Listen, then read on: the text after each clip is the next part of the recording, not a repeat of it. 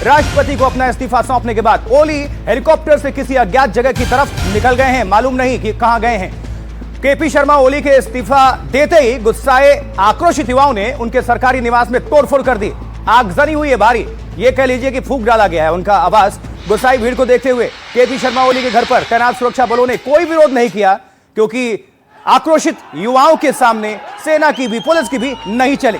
उधर सड़कों पर उतरी भीड़ ने नेपाल की संसद को भी आग के हवाले कर दिया। ये तस्वीरें देखते जाइए, ये देखिए जरा। और ये तस्वीरें कहीं ना कहीं याद दिलाती हैं, आपको याद होगा श्रीलंका में क्या हालात हुए थे, बांग्लादेश में क्या हालात हुए थे, और अब बारी नेपाल की है।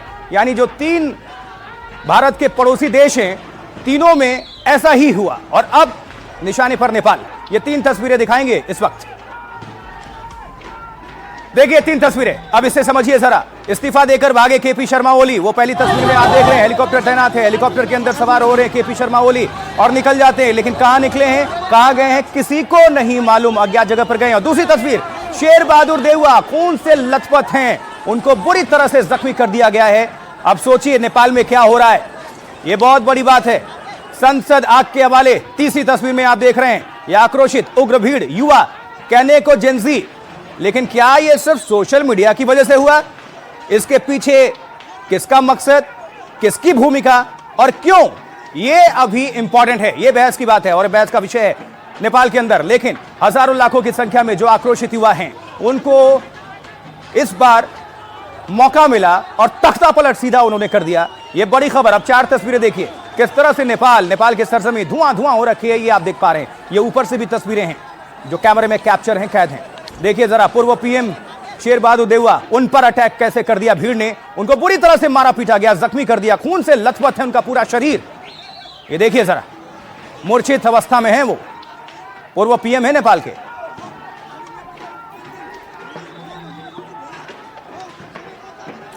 ये 4 तस्वीरें। अब आप सभी को हम सीधा लिए चलेंगे नेपाल, क्योंकि जानना जरूरी है तस्वीरें क्या कहती हैं, स्थिति क्या है। अनंत अनुराग नेपाल में हमारे संवाददाता, हमारे सहयोगी जुड़े हुए हैं।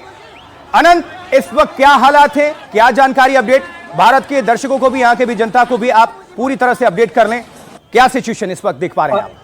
जिस तरह आपने बताया, आप भीड़ इस तरह बौखलाहट बन चुके हैं कि पूर्व प्रधानमंत्री शेर बहादुर देउवा और ओली सरकार के परराष्ट्र मंत्री अर्जुन राणा देउवा को बुरी तरह पीटा है और घायल कर दिया है।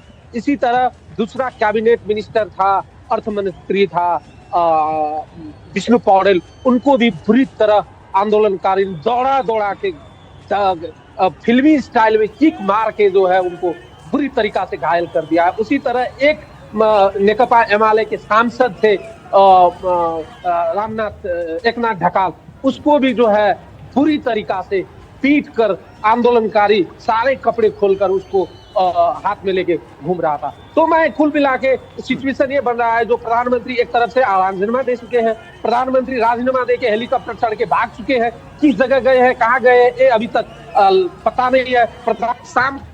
शाम को जो है प्रधानमंत्री उन्होंने बताया था जो सर्वदलीय बैठक रखेंगे, अब बैठक बुला के प्रधानमंत्री खुद राजीनामा देके अब यहाँ से चौकन्ना हो गए हैं। तो कुल मिला के सवाल ये है जो अब क्या होगा। तो इसी बीच में नया डेवलपमेंट ये हुआ है, आर्मी चीफ लगायत के सुरक्षा निकाय के लोगों ने एक सार्वजनिक अपील जारी की है, जो संवाद के माध्यम से इसी स्थिति को जो है नॉर्मल किया जाए। और इसी बीच में जो जेनजी आंदोलन के मुख्य आकर्षण का केंद्र रहे थे और जेनजी युवा का सबसे चहेते पात्र रहे थे काठमांडू का मेयर, ठीक है उन्होंने अनंत आप बने रहिएगा, फौरन आपका हम रुख करेंगे।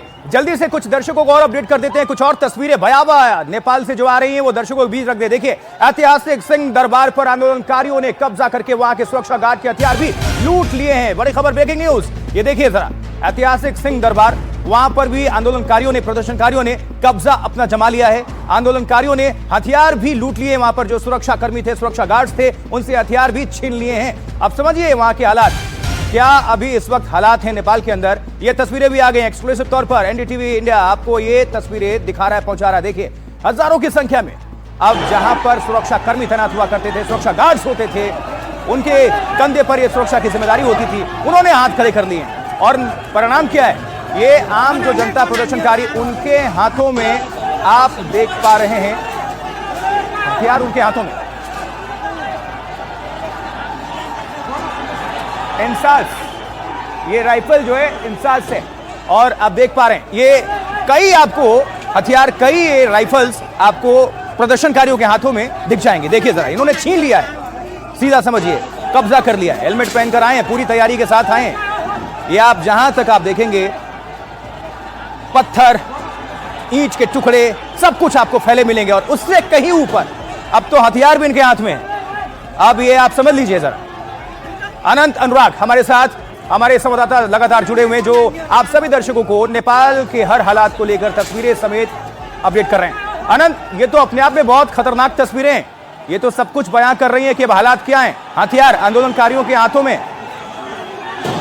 सही बताए, जिस तरह से आंदोलनकारी युवा जो अनकंट्रोल हो चुके हैं, जो बौखलाए हुए हैं, और ये बौखलाहट करने वाला काम कल केपी शर्मा ओली सरकार और प्रशासन ने किया था। युवा के ऊपर जिस प्रकार से गोली चलाई, युवा के ऊपर जिस प्रकार से निर्ममता पूर्वक हत्या किया, और जो युवा पुस्ता थे ये और बौखला गए और ये सड़क पे अपनी मांग लेके आ गए। और कल तक तो इनका मांग बहुत कम था, लेकिन आज प्रधानमंत्री ओली का राजीनामा, कैबिनेट का डिसोल्यूशन और उसके बाद संसद का भी विघटन का मांग कर रहे हैं ये लोग। इतने पे ही नहीं रुकने वाले ने, अभी तक संसद विघटन नहीं हुआ। और इसी बीच आपको ब्रेकिंग न्यूज एक जो तत्काल अभी एक सूत्र से मालूम पड़ा है कि प्रधानमंत्री केपी शर्मा ओली का राजीनामा जो था वो राष्ट्रपति को बुझाया था और राष्ट्रपति ने उसको स्वीकृत कर दिया। यानी कि प्रधानमंत्री केपी शर्मा ओली का राजीनामा स्वीकृत हो गया, इस्तीफा स्वीकृत हो गया। लेकिन सवाल ये है, सबसे अहम सवाल ये है, प्रधानमंत्री देश छोड़ के भाग के गया कहाँ?